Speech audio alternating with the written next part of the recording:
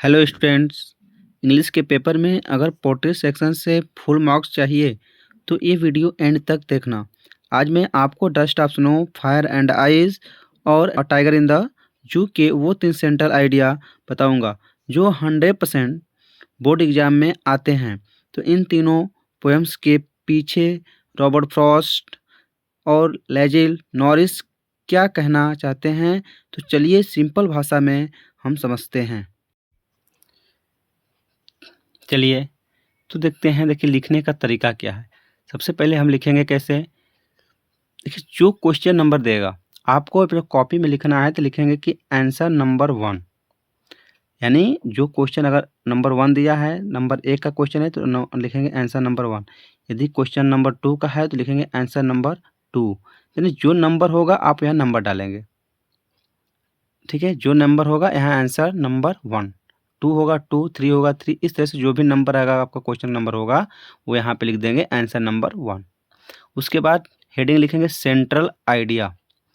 आप central idea right कर रहे हैं इसलिए हेडिंग में ब्लैक पेन से लिखना पड़ेगा आपको सेंट्रल आइडिया। स्केच हो तो स्केच का भी यूज कर सकते हैं। ये देखिए डार्क होना चाहिए आपका। इसके बाद हम सेंट्रल आइडिया किसका लिख रहे हैं, किस पोएम का, तो उस पोएम का नेम होना चाहिए, यानी चैप्टर नेम होना चाहिए the poem dust of snow. ये हो गया। इसके बाद डस्ट ऑफ स्नो के कवि कौन है, यानी डस्ट ऑफ स्नो के पोएट का नाम क्या है, रॉबर्ट फ्रॉस्ट। इसके बाद देखिए सेंट्रल आइडिया होता क्या है। सेंट्रल आइडिया मतलब जो केंद्रीय विचार होते हैं। हम उस पोएम में जो केंद्रीय उनकी जो विचार है, मेन मुख्य जो विचार है उसके बारे में बताते हैं, इसलिए उसको लिखेंगे हम central idea of the poem dust of snow compose by Robert Frost.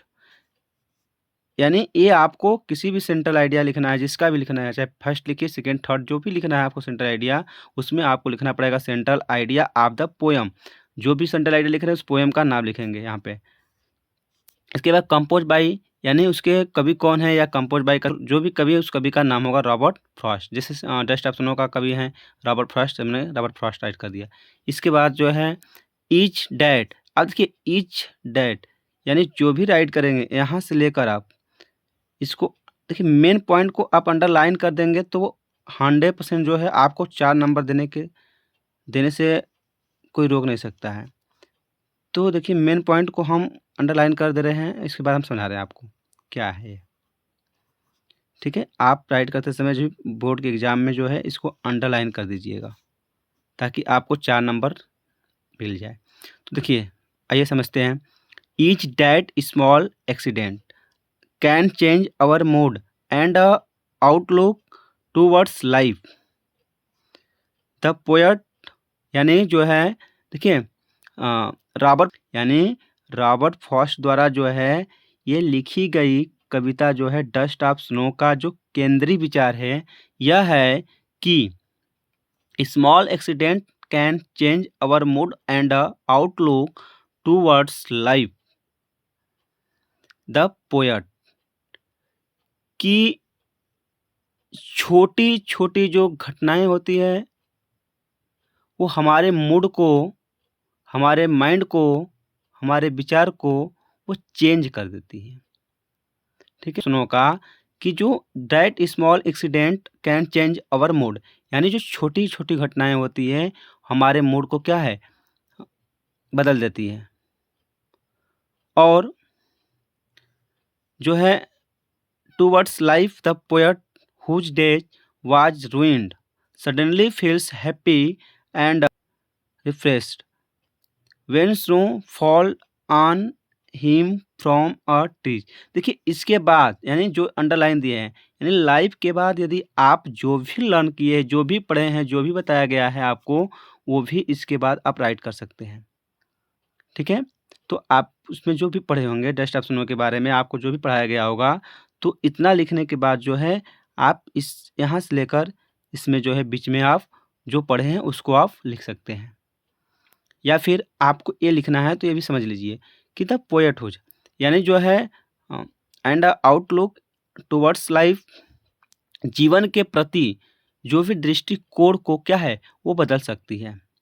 यानी आपके outlook towards life the poet, यानी कभी कहते हैं कि जो जीवन के प्रति दृष्टिकोण को क्या है वो बदल सकती है। और whose days was ruined suddenly feels happy and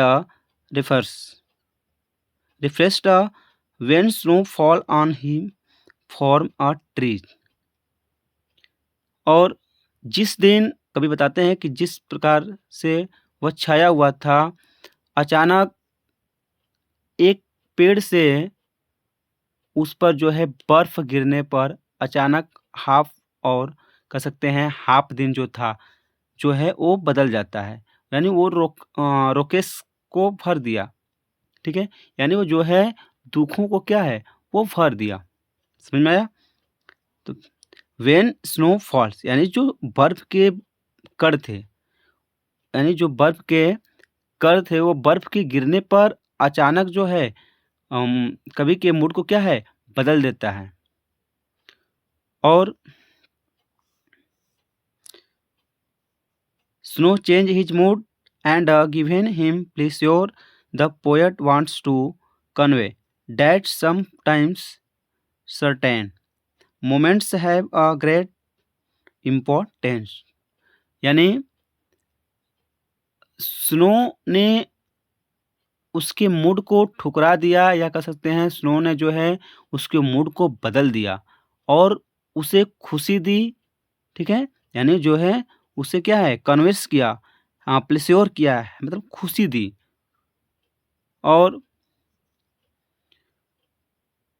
यह बताना चाहता था कि कभी-कभी जो है समझ में आ रहा है, sometimes certain moments have a great importance.